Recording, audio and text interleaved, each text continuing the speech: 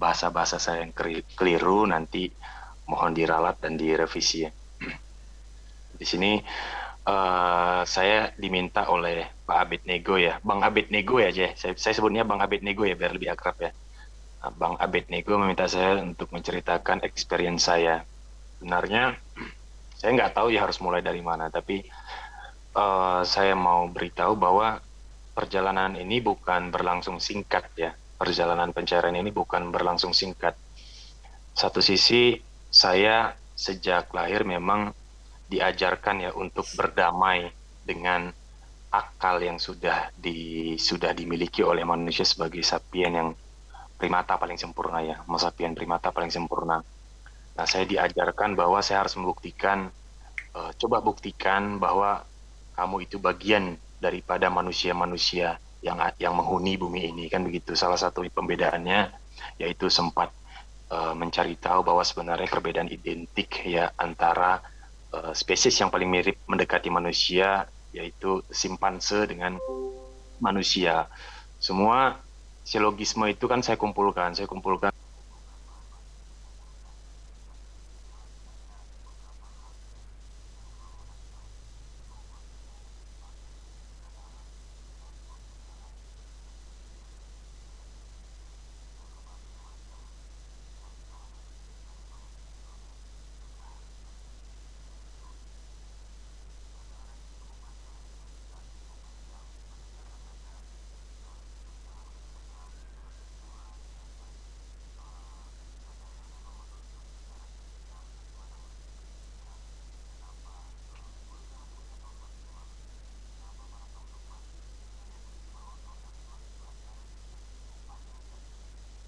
sebelum sebenarnya saya mengikuti eh, jejak digital di YouTube ya di Zoom atau di StreamYard saya terus ikutin. Namun kemudian belum juga saya temukan sebenarnya linearitas ya antara hal yang sifatnya saintifik kan begitu dengan hal yang sifatnya abstrak ya abstrak antara absolut dan relatif.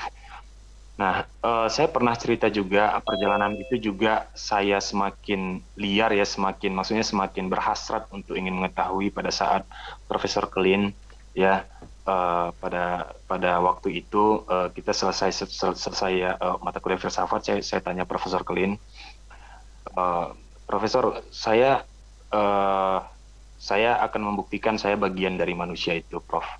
Kan begitu.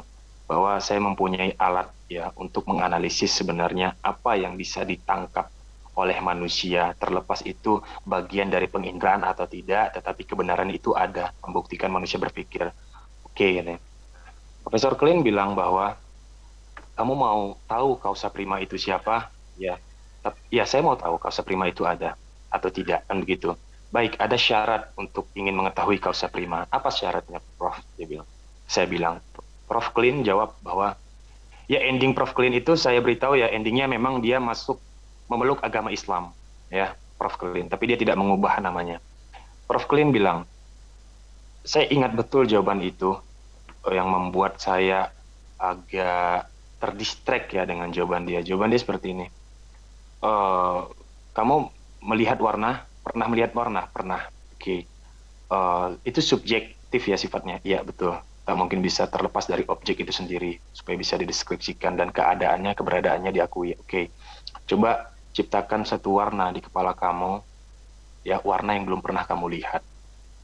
Di situ radar logika saya langsung memberitahu, memberi sinyal kepada saya bahwa ini berbahaya. Saya bilang, ini berbahaya. Langsung spontan, uh, akal saya bilang ini berbahaya, ini berbahaya.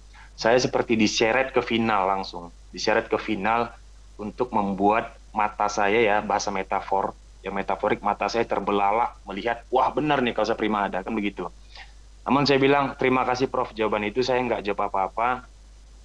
Dan saya juga belum mengakui pada waktu itu kausa prima ada, tapi satu sisi saya terajak ya, terseret untuk mencari tahu sebenarnya kenapa ada miss di dalam kepala, kenapa ada konstanta di kepala, ada batasan, saya pikirkan ada batasan. Kenapa ini? Kan begitu. Semua jargon dan slogan para kaum dogmatis mengucapkan kausa prima itu ada berdasarkan apa? Katanya kausa prima itu unlimited, tidak terbatas. Kenapa otak yang terbatas bisa mendeteksi itu? Kan gitu. Apa alasannya? Kan gitu ya. Jadi saya cari tahu itu dan memang dari kaum dogmatis, kalangan umat Kristen, kalangan umat Islam juga ada yang memberikan argumen-argumen ya. Dalam jenis argumen itu ada yang disebut dengan logical fallacy, mungkin udah pada tahu ya. Ada argumentum et ignorance, ada argumentum et baculum, ada argumentum et apalagi satu lagi populum, berdasarkan popularitas, konsensus, berdasarkan memaksa kebenaran itu, dipaksa melahirkan argumen yang kebenarannya dipaksa. Itu kan bakulum ya, ada ignorance, nggak ada landasan atau aksiomanya. Jadi saya kumpulkan bahan-bahan itu. Saya nggak pernah membuat satu klaim bahwa saya itu beragama apa. Memang sempat ada kekacauan ya, ada miss ya, ada terdistorsi memang pada waktu-waktu tertentu bahwa saya diburu soal identitas.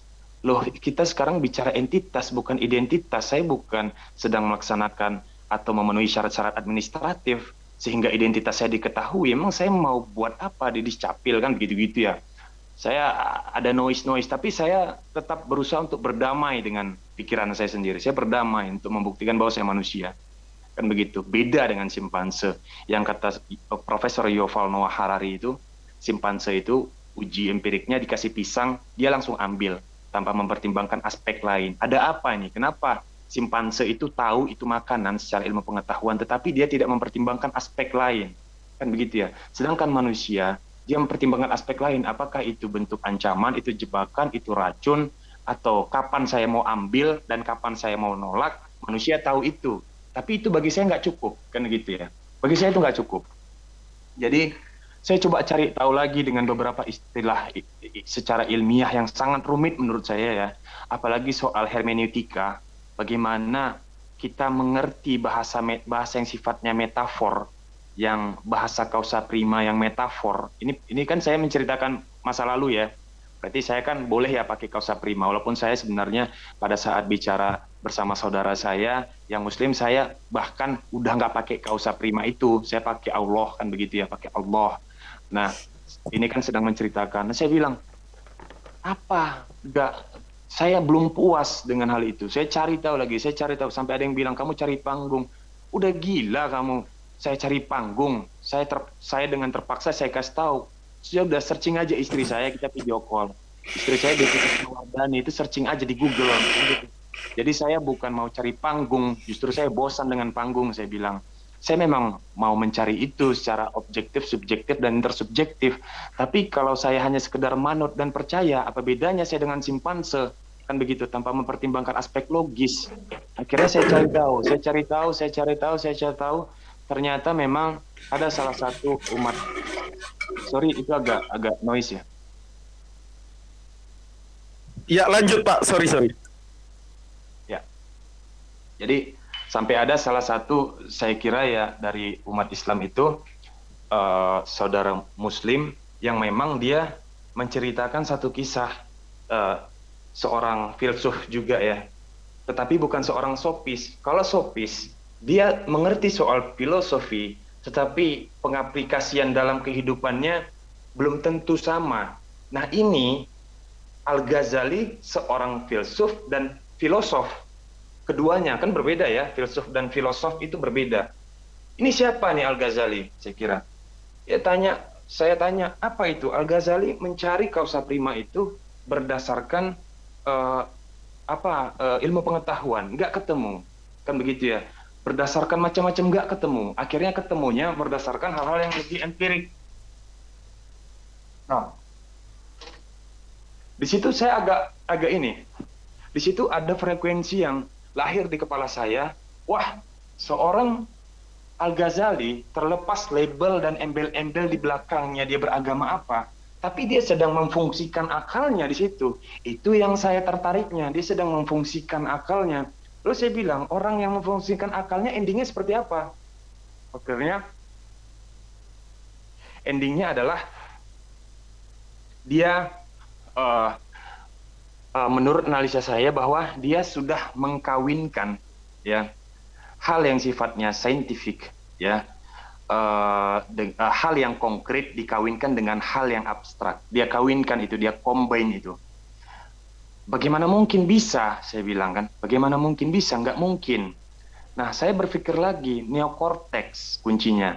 Neokortex di kepala manusia untuk membedakan bukan hanya secara definitif ya, tetapi akal itu menuntun, membantu untuk mengidentifikasi bahwa hal abstrak dan hal yang konkret, logik, absolut, dan relatif.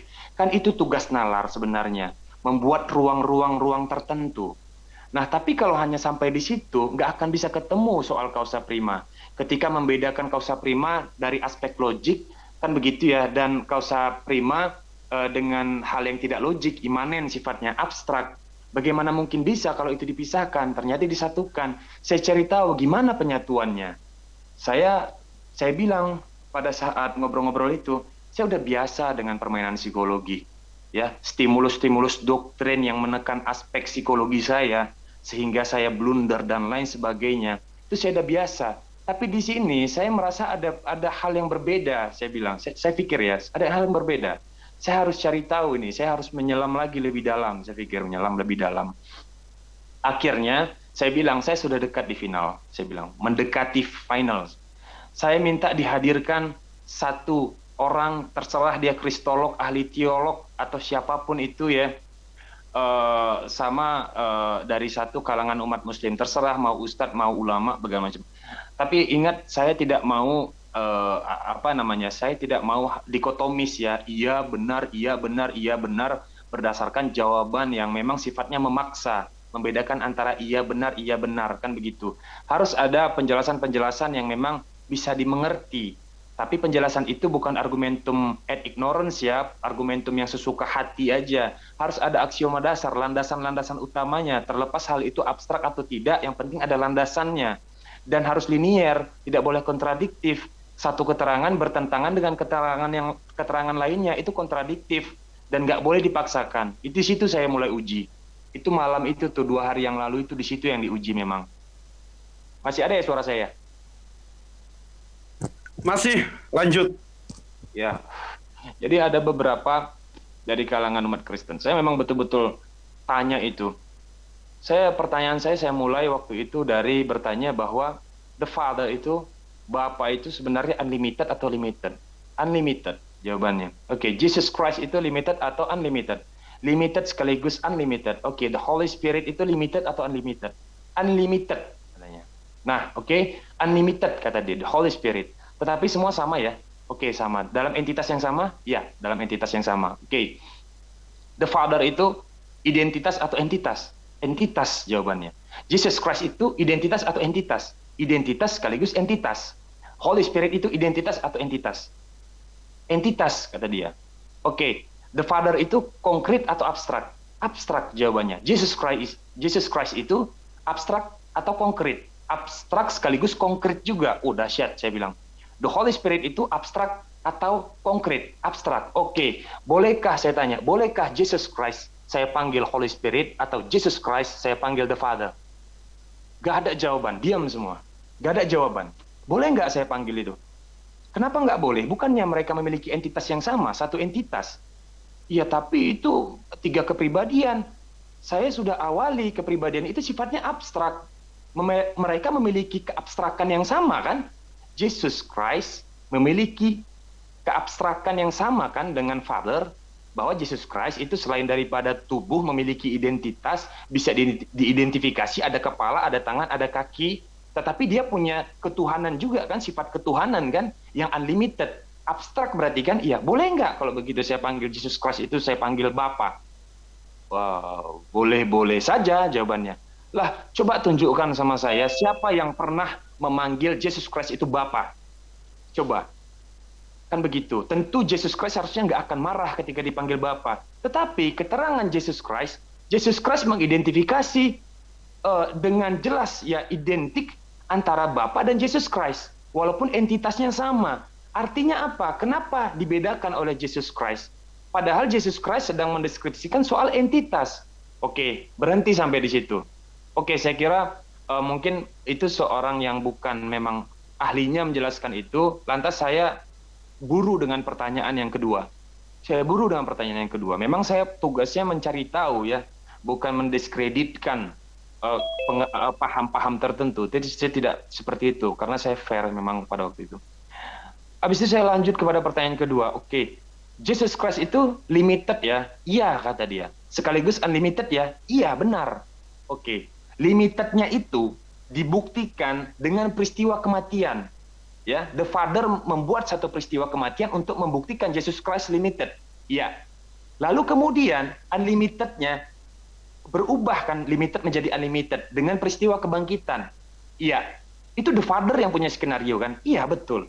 Apa maksud the Father membuat skenario itu? Apakah secara jelas untuk mendeskripsikan pada saat itu Jesus Christ limited lalu menjadi unlimited, atau unlimitednya tidak pernah hilang? Kan begitu. Wah, ini apa maksudnya? Saya tanya seperti itu. Bukankah ketika satu teori yang absolut, bahkan tertempel sedikit saja hukum relativitas di situ, gugur absolutnya, demikian pula sebaliknya, gimana? Sedangkan tugas neokortex yang diciptakan the Father itu, Father kan yang menciptakan neokortex di kepala manusia, untuk mengidentifikasi. Kalau hanya bicara soal imanen, itu argumentum et populum. Saya bilang, argumentum et populum sudah dilakukan oleh kaum Neanderthal dan Cro-Magnon. Kan begitu. Jadi karena sekedar konsensus, kesepakatan tanpa mempertimbangkan aspek logik ya, yang konkret, kemudian dikawinkan dengan abstrak seharusnya, tapi enggak, hanya sekedar imanen. Wah, itu populum namanya. Ada lagi hominem, itu hominem saya anti dengan orang-orang yang hominem. Jadi saya bilang, ya ini kan tugas membuktikan bahwa kita manusia kan harus memang bisa membangun satu jembatan untuk berkomunikasi supaya tujuan kita bisa mengidentifikasi kan, komunikasi untuk mengidentifikasi antara Tuhan dan yang bukan Tuhan kan, yang limited dengan yang unlimited. Itu kan tugas manusia. Kalau menyingkirkan tugas manusia untuk berpikir lalu kemudian beriman, menyingkirkan sisi-sisi berpikir itu, berarti itu hewan juga bisa beriman kalau begitu. Apa bedanya dengan hewan? Kan begitu. Hewan itu beriman loh. Beriman dengan nalurinya. Kan gitu. Dia yakin bahwa itu betina, dia kawinin, ya udah main kawinin aja. Ada makanan dia ambil aja. Tapi dia nggak punya neokortex. Simpanse nggak punya neokortex yang mempertimbangkan aspek-aspek itu. Itu dia. Kenapa manusia dikasih itu? Artinya kan untuk mengidentifikasi mana sebenarnya yang benar dan mana yang salah. Terlepas kebenaran itu memiliki 3 syarat. Objektif, subjektif, dan intersubjektif, saya bilang. Apakah Kausa Prima menerima 3 syarat ini? Ada dalam 3 syarat ini. Saya bilang, nggak terjawab di situ. Nggak terjawab. Jawabannya cuman apa namanya, retorik sifatnya. Saya bilang trik burung hantu tuh, udah diadopsi dan dipatenkan oleh Bang Farhan. Itu saudara saya juga, itu saudara paling keren tuh ya. Bang Farhan sudah mengpatenkan. Saya nggak suka yang namanya diskusi di dalam ruang dialektis itu berputar kayak kepala burung hantu, 180 derajat. Kan begitu. Mana nilai akademisnya mana? Saya pikir kan. Kalau cuma berdasarkan menghayal, pencipta film Marvel saya bilang yang menciptakan Thanos superhero lebih jago kalau begitu. Berarti kalau dia mendeskripsikan Tuhan, berarti dia benar. Kenapa? Hayalan dia lebih tinggi daripada hayalan Anda kan gitu ya. Logiknya kan situ. Akhirnya saya berhentikan pertanyaan itu dan saya bertanya sama umat Muslim. Saya bilang, pertanyaan saya itu pernah juga saya lontarkan. Oke, isi di dalam Al-Quran itu kan isi ayat-ayat yang sifatnya metaforik ya. Ada yang metaforik dan ada yang memang majasnya dia konkret, jelas, spesifik. Kan begitu. Sederhananya seperti itu ya. Lantas, bagaimana mungkin manusia bisa mengartikan makna atau maksud dari kausa prima itu sendiri? Bahwa sebenarnya ini yang Tuhan maksud. Sedangkan Anda limited, saya bilang. Kan begitu, Anda limited. Jawabannya, ada satu sosok manusia yang diajarkan oleh unlimited. Siapa yang diajarkan? Itulah dia Muhammad. Dia diajarkan oleh seorang limited untuk membangun jembatan supaya bisa mengenali. Oke, nggak ada masalah. Saya terima jawaban itu. Kan begitu, karena sejarah dunia mencatat dan mengakui itu. Ya, sejarah dunia mencatat bahwa ada satu sosok manusia pemimpin dari kalangan umat Islam yang berhasil berbagai macam hal ya, prestasi-prestasi besar itu. Artinya saya bukan fokus ke dogma, tapi catatan sejarah yang saya fokuskan. Oh oke, ternyata memang benar ini secara sejarah, secara historikal benar ada sosok manusia. Dan memang itu saya akuin. Dulu saya menganggap Nabi Muhammad itu superhero. Saya bilang, kenapa? Saya bilang dengan kekuatannya yang membelah bulan itu dari jari, sempat saya itu berdialog dengan teman saya yang memang nihilis juga. Dia tanya, menurut kamu kalau Nabi Isa itu duel dengan Nabi Muhammad, siapa yang menang? Gila aja ya, Nabi Muhammad lah. Kenapa? Nabi Muhammad itu belah bulan pakai telunjuk, bro. Dan itu diakui dalam catatan sejarah dunia, bro, masalahnya. Dan ada keterangannya di dalam dogma orang Islam, saya bilang kan. Ya gila aja gua ngejagoin Nabi Muhammad lah, ada aja. Iya sih, ada gitu ya. Ya emang ada tokoh Marvel yang bisa belah bulan pakai telunjuk. Jatuh-jatuhnya Thanos harus butuh 5 cincin kan gitu ya. Itu kan pada saat itu kan emang kita dialognya ya dalam ruang yang batasan etika yang menurut kita itu ya, yang menurut kita sepakatin aja. Jadi kan nggak apa-apa, sopan kalau menurut saya karena antara kami berdua aja. Singkat ceritanya, ada jawaban-jawaban yang memang menarik bahwa di dalam Islam itu si causa prima tetap konsisten. Konsisten bahwa kalian yang limited tidak akan bisa mendeteksi secara utuh terhadap unlimited. Kan begitu ya, tidak akan bisa kalian deteksi. Hanya diberi, pada waktu itu saya memakai bahasa saya sendiri, karena saya belum muslim ya. Jadi saya pakai bahasa sendiri, saya nggak mau adopsi bahasa-bahasa yang sudah hak miliknya orang Islam. Saya bilang, tetapi di situ keterangannya bahwa causa prima memberikan kisi-kisi. Kisi-kisi itu apa? 99 kisi-kisi tentang unlimited. Ya, sifat-sifatnya. Dia bilang gitu. Oke, ini masih linear ya, membangun jembatan kepada unlimited dengan memberitahu kisi-kisi, tetapi unlimited tetap konsisten, tidak akan memberitahu secara utuh. Dan yang limited tidak akan sanggup melampaui itu. Kan begitu ya, tidak akan sanggup melampaui itu. Iya juga, saya pikir. Iya juga, benar ini. Saya buktikan lagi, tapi saya belum cukup kalau hanya itu. Oke, kalau masalah konsistennya Tuhan, umat Islam, ya agama kita ya, Allah itu konsisten, benar ya, konsisten, tidak gugur. Ya, keterangannya tidak kontradiksi, konsisten, tetap tidak akan bisa dibuktikan secara empirik oleh limited. Ya, dibuktikan ya, artinya dibuktikan tuh melihat betul, nggak akan ada yang sanggup. Ya, nggak akan ada yang, dan sejarah belum pernah mencatat itu. Ya, artinya hanya berdasarkan bahasa-bahasa metafor saja, maha besar gitu-gitu ya, dan lain sebagainya.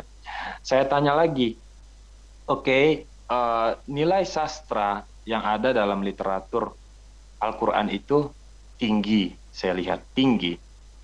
Pilihan-pilihan diksinya, walau berdasarkan terjemahan ya Indonesia, saya sempat kritik KBBI juga sebenarnya bahwa KBBI belum cukup mampu mewakili pendeskripsian secara ilmiah terhadap satu hal. Belum cukup mampu. KBBI hanya secara gamblang dan singkat aja. Contoh, pada saat saya bilang indigo. Indigo itu diadopsi dari mana? Kalau di KBBI keterangannya itu berbau supranatural. Padahal sebenarnya kalau kita bedah epistemolognya itu, lahirnya indigo itu kan dari salah satu penulis ketika menceritakan kisah anak kecil yang jenius.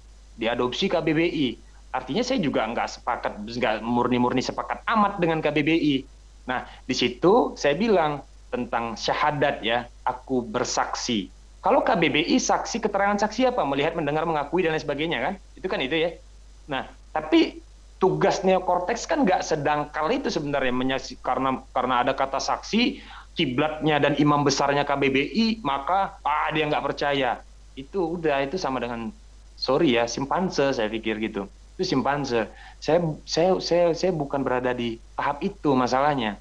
Jadi jangan putar-putar saya dengan hal itu. Habis itu saya tuntutlah umat Islam untuk menjelaskan itu. Nah, menjelaskan itu banyak sekali. Salah satu mereka menantang saya, coba definisikan dari 20 sifat Allah tadi. Salah satunya aja, wujud. Gitu. Oke, kita bedah bersama-sama. Kita bedah ya. Secara fair saya bilang, fair ya, fair, bukan bakulum, bukan populum ya, bukan ignorant. Ya, tapi memang betul-betul logik ilmiah, ya bilang. Bukan imanen aja. Oke, kata dia. Coba kita bedah. Baik. Wujud. Keterangan di dalam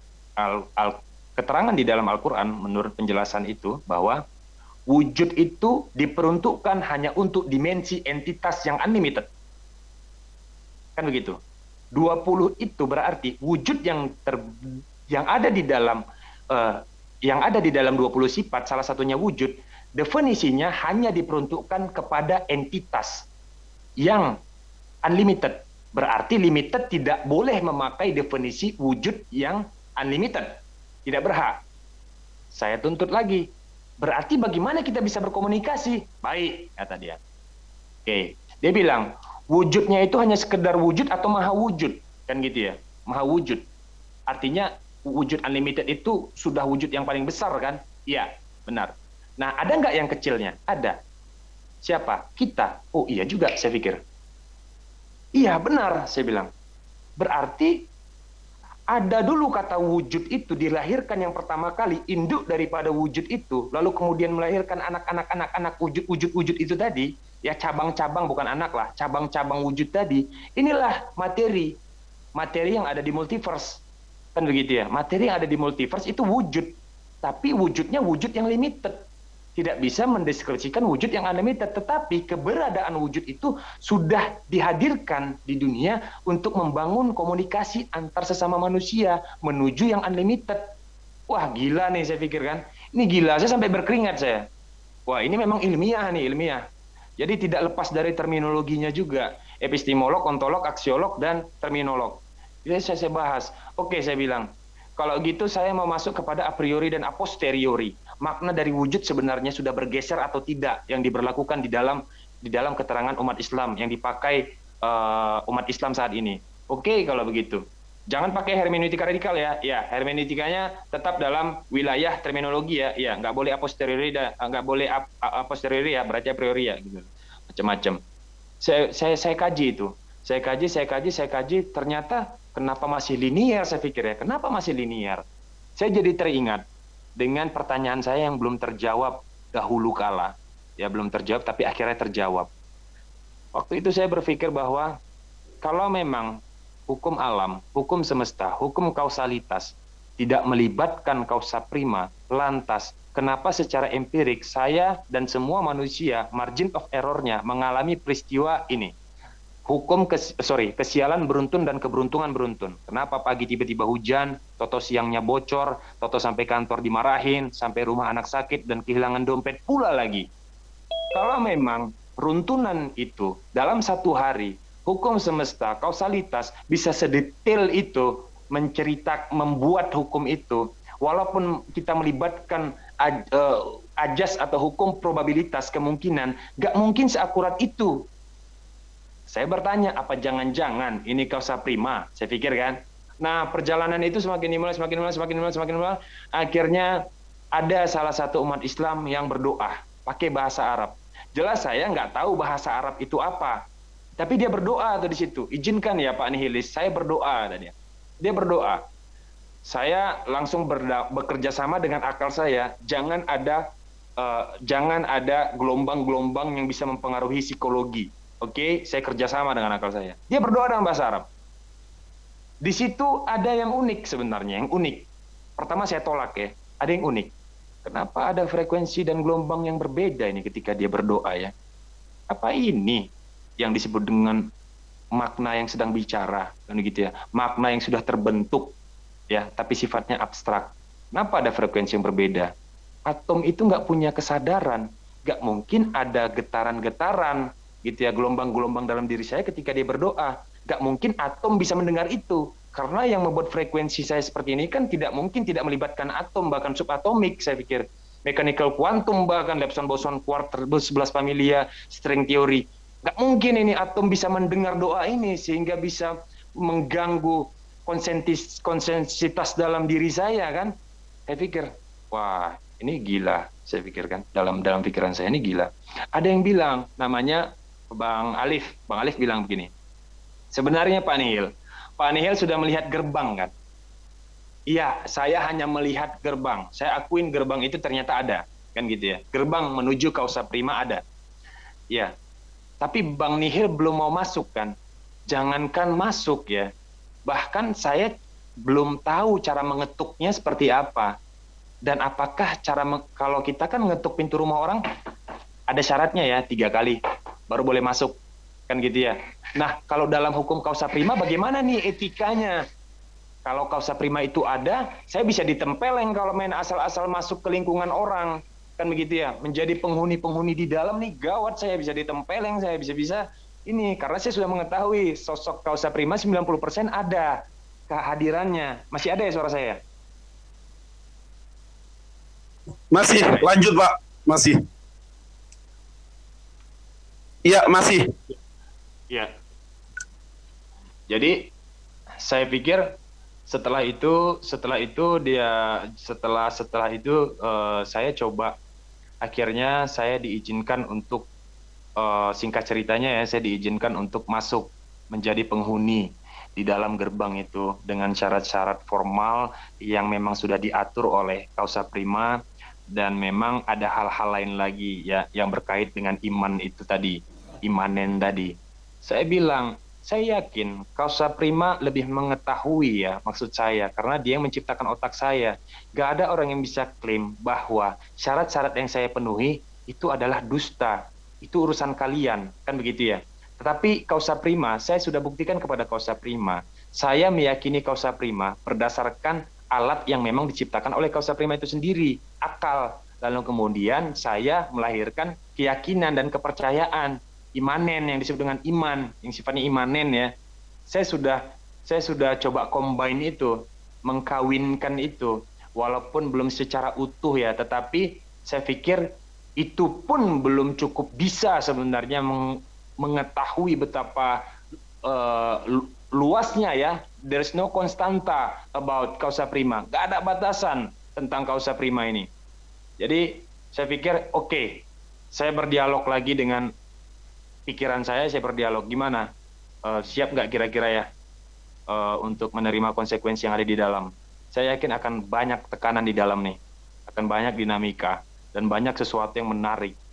Belum lagi orang-orang yang memang pikirannya ganas terhadap ilmu ya, artinya dia sudah datuknya, dia sudah sangat matang sekali. Bagaimana mungkin saya bisa nanti mengetahui hal baru, apakah saya siap atau enggak, kan gitu konsekuensi. Bukan soal teknis, saya bilang sama Bang Alif. Kalau soal teknis, ya ritual-ritual itu agak konyol saya kira kalau ada orang yang menitik beratkan itu. Jadi berat tuh melakukan ritual tuh berat. Berarti dia masih sama dengan simpanse saya pikir ya. Karena masih memberatkan hal yang sifatnya kegiatan-kegiatan yang sederhana kan gitu ya. Jadi ada hal yang lebih berbahaya sebenarnya. Bukan soal teknis, tapi esensi yang di dalam itu yang harus dipertimbangkan. Saya pikir wah ini kuat juga nih pasti nih tekanannya nih, magnetnya pasti, daya-daya energi-energinya yang bisa apa begini-gini. Saya pikir dialog dengan akal saya, apakah nanti kita bermusuhan ya? Maksudnya dengan akal saya nggak mau loh kita bermusuhan. Nah, akal saya menjawab, jangan-jangan kita makin saling mencintai kan gitu ya. Dia akan sekuat apapun tesis, akan semakin kuat antitesis di kepala. Kan gitu. Tugas neokorteks melahirkan tesis dan antitesisnya. Jadi itu yang saya sebut dialog, bukan saya gila. Tapi kalaupun saya dianggap gila, nggak apa-apa. Jangan-jangan yang mengklaim saya gila, yang gila kan gitu ya, bisa jadi ya. Jadi itu kan tugas akal tadi, membuat tesis dan membuat antitesisnya juga. Itu yang saya sebut dialog akal. Terus saya bilang, oh iya juga ya, jangan-jangan saling mencintai, kenapa tidak? Semua hukum-hukumnya itu masih linier, dan keterangannya merujuk kepada ilmu pengetahuan. Tentu kita akan semakin kuat dan semakin hidup di dalam. Kan gitu ya? Iya juga saya pikir ya. Jadi saya minta waktu itu saya diem aja dengar pernyataan mereka, saya hanya fokus berdialog dengan akal saya, apakah saya siap, apakah saya siap, apakah saya siap, apakah saya siap. Oke, akal saya melihat seperti sosok akal saya memaksa saya ke sana. Udah ayo lah bro, gitu kan. Ayo bro, karena aku aku penasaran dengan sesuatu yang baru, kan gitu. Jangan-jangan ada hal-hal yang memang yang kita ketahui ini sedikit sekali gitu ya. Ada yang besar bro, dan itu menarik kalau kita ketahui. Ya oke, kalau gitu siap ya bro, ya siap. Akhirnya ya udah, saya coba ya udah causa prima, saya bilang dalam diri saya, causa prima izinkan saya belajar untuk mengetuk pintu gerbangnya.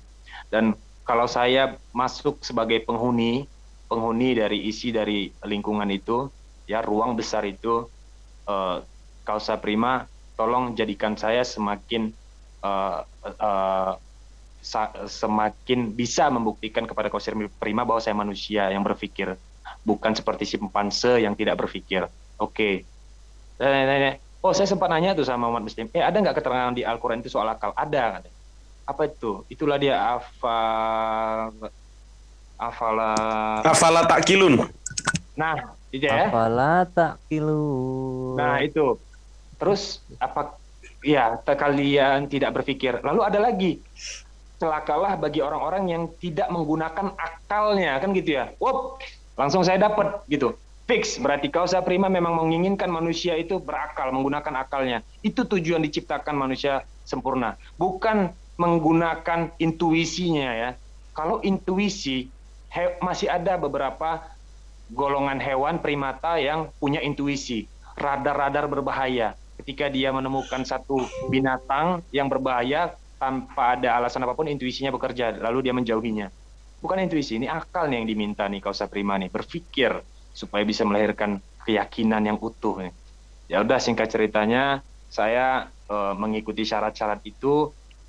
Ashadu alla ilaha illallah wa ashadu anna Muhammad Rasulullah. Allahu Akbar. Ya Allah. Allahu Akbar. Masya Allah. Ya, jadi saya bilang juga para senior tolong jangan bully saya ya, jangan ospek saya bilang. Saya mau belajar. Nggak ada senioritas Pak di dalam Islam. Semuanya belajar, dan itu instruksi dari Nabi Shallallahu Alaihi Wasallam yang tadi menurut bahasa Bapak yang diberikan pengetahuan oleh si unlimited itu. Kata Nabi, tolabul ilmi faridotun ala kulli muslim. Mencari ilmu itu wajib bagi seluruh umat muslim. Tidak ada yang senior, tidak ada yang junior. Kita di sini sama-sama belajar dan itu kewajiban kita. Lanjut Pak. Iya, akhirnya ya udah, saya bilang udah saya didoain, diapain, ada yang minta doa sama saya aja. Jangan gitu, itu bentuk bulian. Masa saya harus ngedoain apaan ceritanya? Saya diketawain Kausa Prima, saya bilang, oh doain. Enggak, kata dia, karena memang begini-begitu gitulah ya. Sekretariatnya saya bilang, kalau begitu saya harus kasih tahu dulu sama istri saya. Saya bilang, saya harus kasih tahu dulu sama istri saya. Ada juga yang bilang, udah disaksikan belum sama yang terlihat orang-orang sekitar? Setelah saya kasih tahu saya, udah. Oh berarti udah gitu.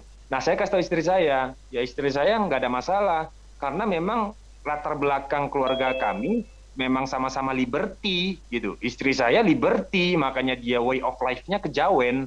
Nah tapi syarat administratif di KTP ya itu kan cuman identitas saja, tapi buktinya yang dijalankannya ritual peribadatannya kejawen kan. Akhirnya apalagi saya kan gitu ya. Jadi saya kira saya kasih tahu sama istri saya, udah fix. Udah, Kausa Prima itu ada, saya bilang. Kausa Prima itu ada. Jangankan saya ya, kamu pertanyakan. Saya yang udah melakukan perjalanan mencari tahu itu aja ribet. Udah, pokoknya percaya aja. Aku sebagai suami kamu akan memberitahu nanti pelan-pelan jembatannya harus dibangun dulu. Iya, jadi gitu. Oke, iya. Allahu Akbar. Ya, saya bilang gitu. Habis itu kalau saya meminta istri saya untuk mengucapkan itu, ya saya belum punya hak. Kenapa? Karena saya bagi orang yang berakal, saya mau istri saya kasih tahu dulu nih soal itu, kan udah mulai nih pelan-pelan. Karena kadang sama perempuan susah loh nih Pak, jujur aja ya. Perempuan nih dia hypergamy. Hypergamy itu justru aspek pertimbangan logisnya nomor 10 gitu loh.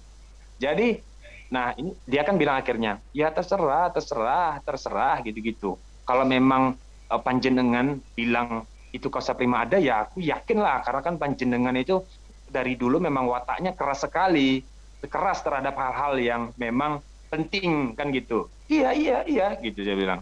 Oke, saya bilang, kan tadi saya udah sama istri saya mau cari ini guru ya, orang berilmu yang mempunyai otoritas untuk menyaksikan istri saya mengucapkan syahadat ya. Akhirnya saya bilang, udah ini kalau kita pakai liberty bahaya, saya bilang bahaya. Kenapa?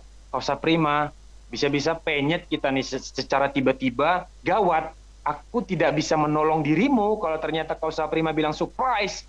kan gitu kan, surprise, Devi, apa yang bisa aku lakukan Kausa Prima, sedangkan di dunia aja aku mencari tahunya aja udah menguras keringat, energi, tenaga dan sebagainya, konon menolongmu dari ancaman Kausa Prima, ini nggak mungkin. Makanya cuman satu-satunya ya, aku akan menjembatani pikiranmu pelan-pelan bahwa Kausa Prima itu bisa diidentifikasi, dideteksi walaupun sedikit gitu saya bilang. Ya udah, saya ngobrol, saya nggak begitu sering. Kalau kemarin aktif ya hampir 24 jam, tapi ini belakangan ini enggak. Saya coba mempelajari Arabik dulu, Arabik pelan-pelan. Karena KBBI, kalau saya membaca lewat KBBI, menurut saya nggak puas gitu loh. Saya yakin tuh KBBI, apaan sih itu KBBI itu? Itu kan cuman komunikasi orang Indonesia aja. Jadi saya kira saya harus tanya betul orang yang ahli dalam literasi Arabic atau Aramic language ya, Arabic language di Al-Qur'an gitu loh. Singkat ceritanya seperti itu gitu. Udah itu aja Pak ceritanya. Singkat ceritanya. Alhamdulillah, summa alhamdulillah. Terima kasih ya Pak Pengembara sudah men-share perjalanan Pak Pengembara selama ini.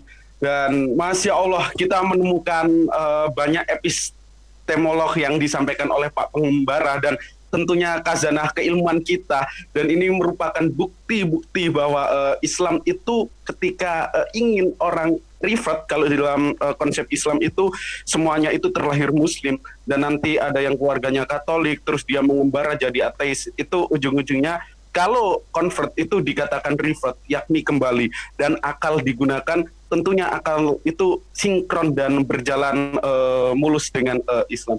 Masya Allah, kita di sini banyak menemukan istilah-istilah teknis baru yang tentunya menjadi get knowledge kita ke depannya agar kita terus belajar.